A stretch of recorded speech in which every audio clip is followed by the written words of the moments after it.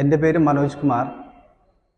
ഞാൻ 2009 മുതൽ 2014 വരെ ആദ്യമായി കെ സുധാകരൻ MP ആയി ഡൽഹിയിൽ പോയ സമയം മുതൽ ഞാൻ അദ്ദേഹത്തിൻ്റെ PA ആയിരുന്നു. ആദ്യ തവണ മാത്രം 2009 മുതൽ 2014 വരെ. അതുകൊണ്ട് തന്നെ ഞാൻ എല്ലാ കാര്യവും പാർലമെൻറ്റായിട്ട് ബന്ധപ്പെട്ട സകല കാര്യവും പിന്നെ മന്ത്രിസഭകളായിട്ടുള്ള ബന്ധപ്പെട്ടിട്ട് ഒരു MP-ക്ക് ബന്ധപ്പെട്ടിട്ടുള്ള ചെയ്യാൻ പറ്റുന്ന കാര്യങ്ങളെ പറ്റിയൊക്കെ എനിക്ക് നന്നായിട്ട് അറിയാം. അറിഞ്ഞുകൊണ്ടൊരു കാര്യമില്ല, അതിനെപ്പറ്റി അത് ഒന്നും ചെയ്യാൻ പറ്റിയില്ല. അറിയാം എന്ന് മാത്രമേ ഉണ്ടാവുള്ളൂ. കാരണം അത് ചെയ്ത് കിട്ടാൻ MP-ക്ക് സാധിക്കില്ലായിരുന്നു. MP-ക്ക് സമയം ഉണ്ടായിട്ടില്ല. ഞാൻ 5 വർഷം രാവും പകലും കൂടത്തിനുണ്ട ഒരു വ്യക്തിയായിരുന്നു കെ സുധാകരൻ, ഇപ്പോഴത്തെ MP കെ സുധാകരൻ്റെ കൂടെ. പക്ഷെ നല്ലൊരു വ്യക്തിയായിരുന്നു, അത് ഞാൻ നിഷേധിക്കാൻ പറ്റില്ല. നല്ലൊരു വ്യക്തി നല്ലൊരു വ്യക്തിയല്ല, നല്ലൊരു MP-യാണ് വേണ്ടത്. നല്ല വ്യക്തിയാണ്. എൻ്റെ ഏട്ടൻ തുല്യമായിട്ട് ഞാൻ ഇന്നും ബഹുമാനിക്കുന്നൊരു വ്യക്തിത്വമാണ് കെ സുധാകരൻ.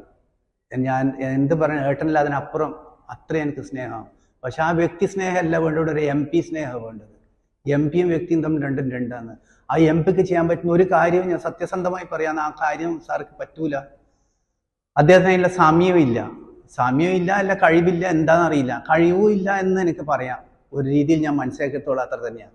കാരണം അത് കൺവിൻസ് ചെയ്യിപ്പിച്ച് സാധിച്ചെടുക്കണം. അതിന് ക്ഷമയും വേണം, ഇതൊക്കെ ഒന്നുമില്ല. ഒരുപാട് കാര്യങ്ങൾ നമ്മുടെ ഈ നാട്ടിന് വേണ്ടി ചെയ്യാൻ പറ്റുന്നത്, കേന്ദ്രത്തിൽ നിന്ന് ചെയ്യാൻ പറ്റുന്ന ഒരുപാട് കാര്യങ്ങളുണ്ടായിരുന്നു. 2009 മുതൽ 2014 വരെ എന്ന് പറയുമ്പോൾ അന്ന് UP-യുടെ MP ആയിരുന്നു, ഭരണവും UP-യുടേതായിരുന്നു. അന്ന് ചെയ്യാൻ പറ്റാത്തതാണോ ഇനി NDA ഭരിക്കുന്ന സമയത്ത് ഈ ഒരു MP ചെയ്യാൻ പോകുന്നത്? കോൺഗ്രസിന് ഇന്നത്തെ കോൺഗ്രസിന് എന്താ ഐഡിയോളജി ഉള്ളത്? ഒരു ഐഡിയോളജി ഇല്ല. ആ മറ്റേ കിച്ചടിയാക്കിയ പോലെ സകല 100 പാർട്ടികൾ കൂടി ചേർന്ന് ഒരു ഇന്ത്യ മുന്നണി ഉണ്ടാക്കി. ഇത് ഇവരെല്ലാം കൂടി ഐഡിയോളജി ഷെയർ ചെയ്തിട്ടാണ് ഇവർ ഐഡിയോളജി ആവുന്നത്. ഇതാണോ വേണ്ടത്? ഇതായിരുന്നു കോൺഗ്രസ്. എവിടെ എത്തിക്കിടക്കുന്നത്? ഇനിയിപ്പം 10-50 സീറ്റിൽ താഴെയായി. ഇനിയിപ്പോൾ എവിടെ എത്തും? എന്താ സ്ഥിതി? എന്നാലും കുടുംബവാഴ്ച, എൻ്റെ അച്ചാച്ചൻ, എൻ്റെ അച്ഛൻ, എൻ്റെ അമ്മ, എൻ്റെ മക്കൾ, ഇത് മാത്രമാണ് വേണ്ടു നേതൃത്വത്തിൽ. ഇതാണോ വേണ്ട? ഇങ്ങനെ ആര് നന്നാവാനാ? മറ്റുള്ള BJP അങ്ങനെയാണോ? നരേന്ദ്രമോദി കഴിഞ്ഞാൽ തീർന്നു, കുടുംബവാഴ്ച തീർന്നു, ഇനി അടുത്തയാൾ. അതല്ലേ ഇവിടെ, അതല്ലേ ഉള്ളത്? ഇങ്ങനെയാണോ വേണ്ടത്? ഇങ്ങനെ എനിക്ക് ഇനി തീർന്നു. ഇനി ഒരു വിവരമുള്ള ഒരാളും ഇനി കോൺഗ്രസ്സിൽ അധിക കാലം ഉണ്ടാവില്ല. പതുക്കെ അല്ല, ഇനി എത്രയും പെട്ടെന്ന് തന്നെ കോൺഗ്രസ് കാലിയാകാൻ പോവുക. കാരണം വിവരം വെച്ച് തുടങ്ങി ജനങ്ങൾക്ക്, പാർട്ടിയിലെ പ്രവർത്തകർക്ക് തന്നെ വിവരം വെച്ച് തുടങ്ങി. ഇതും കൂടിയാണ് ലാസ്റ്റ് ടെസ്റ്റ് വരുന്നത്. ഇത് കഴിഞ്ഞാലും നോക്കിക്കാം പൊട്ടിപ്പാളീസാവും.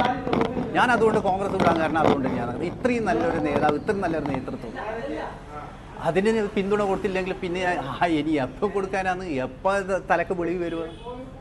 ഞാൻ അതുകൊണ്ട് തന്നെ മാറിയത്.